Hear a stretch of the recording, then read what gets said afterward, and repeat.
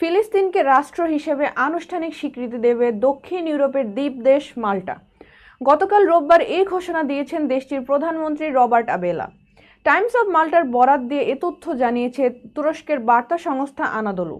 মাল্টার উত্তরাঞ্চলীয় শহর মোস্তায় গতকাল একটি রাজনৈতিক সভায় ভাষণ দেওয়ার সময় প্রধানমন্ত্রী রবার্ট আবেলা বলেন, ৪৫ বছরের বিতর্কের পর তার সরকার ফিলিস্তিনকে রাষ্ট্র হিসেবে আনুষ্ঠানিকভাবে স্বীকৃতি দেওয়ার সিদ্ধান্ত নিয়েছে। মাল্টা পরোক্ষভাবে ফিলিস্তিনকে স্বীকৃতি দিয়ে আসছে এবং ফিলিস্তিনি রাষ্ট্রদূতকে আতিথেয়তাও দিয়ে থাকে মাল্টা। তবে এখন পর্যন্ত দেশটি আনুষ্ঠানিকভাবে ফিলিস্তিনকে স্বীকৃতি দেয়নি। এবার আনুষ্ঠানিক স্বীকৃতি দেবেন বলে অঙ্গীকার করলেন প্রধানমন্ত্রী রবার্ট আবেলা।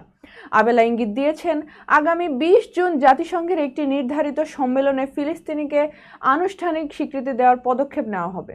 এর আগে গত শনিবার মাল্টার প্রধানমন্ত্রী ইয়ান বর্গ বলেন, জাতিসংঘের আসন্ন সম্মেলনে মাল্টা এবং অন্যান্য কয়েকটি দেশ আনুষ্ঠানিকভাবে ফিলিস্তিনকে স্বীকৃতি দিতে পারে।